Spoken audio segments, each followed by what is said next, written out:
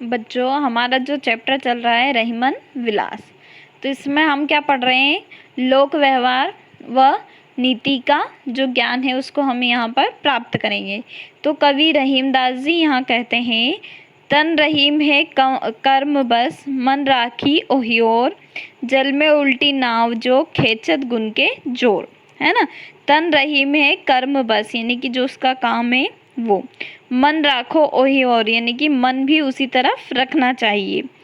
जिस प्रकार जल में उल्टी नाव, यानी कि जो का अर्थ क्या है, जल में, जैसे ही जल में उल्टी नाव, यानी कि उल्टी दिशा में चलाने पर खेचत गुन के जोर, नाविक को किसे खींचना पड़ता है, रस्सी के बल से। है ना। तो इसका अर्थ हुआ, कवि रहीमदास जी कहते हैं कि व्यक्ति का जो शरीर है वो काम में लगा रहता है, और तो उसका मन भी उसी ओर लगा रहना चाहिए, क्योंकि विपरीत दिशा में चलने पर उसमें जोर या बल ज़्यादा लगाना पड़ता है। जिस प्रकार की यदि जल की विपरीत दिशा में नाव उल्टी बहती है तो उसे नाविक को एक रस्सी के जोर से खींचना पड़ता है ना। एक बार और इसका अर्थ सुनिए। कवि रहीमदास जी कहते हैं कि जो शरीर, व्यक्ति का शरीर है वो यदि काम में लगा हुआ है तो उसका मन भी उसे अपने काम में ही लगाना चाहिए। है ना। क्योंकि विपरीत यदि उसका मन लगेगा तो वह व्यक्ति काम ठीक से नहीं कर पाएगा। उसी प्रकार जिस प्रकार की जल में विपरीत दिशा में यदि नाव जाती है तो जो नाविक है उसको रस्सी के जोर से खींचना पड़ता है, यानी कि दुगना जोर लगाना पड़ता है। ठीक है।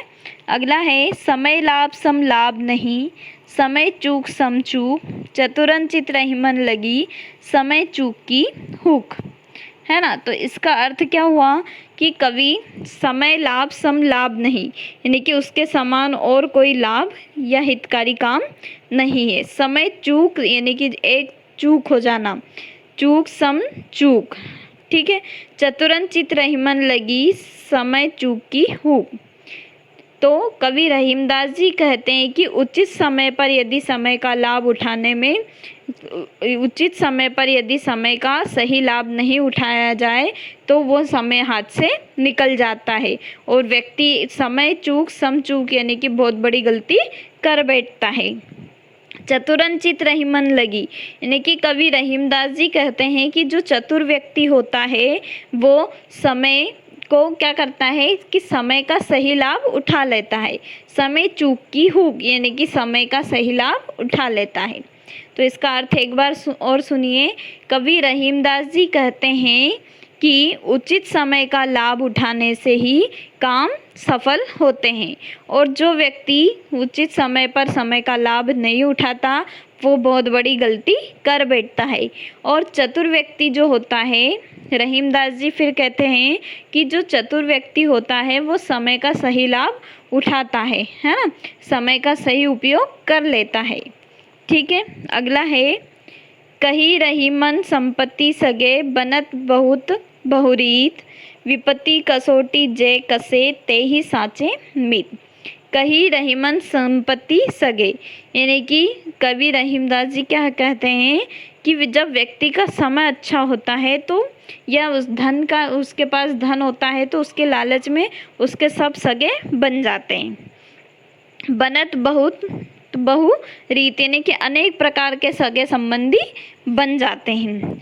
विपत्ति कसोटी जय कसे, लेकिन क्या होता है जो विपत्ति में साथ देता है ते ही साचे मित्र, यानी कि वही सच्चे मित्र होते हैं।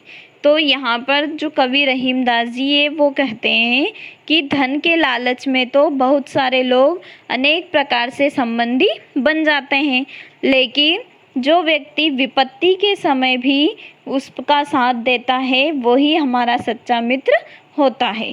ठीक है।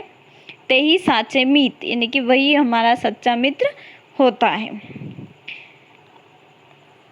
अगला है, दीन सबन को लखत है, दीन ही लखे न कोई, जो रहीमन दीन ही लखे, दीन बंधु सम होय। अब यहाँ पर जो दीन शब्द है उसके अलग अलग अर्थ निकलते हैं। तो दीन सबन को लखत है, यानी कि जो दीन, यहाँ दीन का अर्थ रहीमदास जी ने क्या बताया है, गरीब। तो वो सबको देखता है, लेकिन जो गरीब है उसे कोई भी नहीं देखता। अब रहीमदास जी अगली पंक्ति में कहते हैं, जो रहीमन दीन नहीं लखे, यानी कि रहीमदास जी कहते हैं कि जो व्यक्ति दीन दुखी या गरीब व्यक्ति की सहायता करता है तो वह किसके समान हो जाता है? जो व्यक्ति सहायता करता है वो दीन बंधु यानी कि जो भगवान होते हैं उनके समान हो जाता है। तो इसका अर्थ हुआ, कवि रहीमदास जी कहते हैं कि दीन सबन को लखत है, दीन नहीं लखे न कोई, यानी कि जो दीन गरीब व्यक्ति होता है वह सबकी ओर देखता है, लेकिन उस गरीब व्यक्ति की ओर कोई भी नहीं देखता। और जो रहीमन दीन नहीं लखे, और जो व्यक्ति उस गरीब व्यक्ति की ओर देखता है वो स्वयं दीन बंधु या भगवान के समान हो जाता है। ठीक है, इन चारों दोहे का अर्थ भी आपको करना है और सप्रसंग व्याख्या करनी है।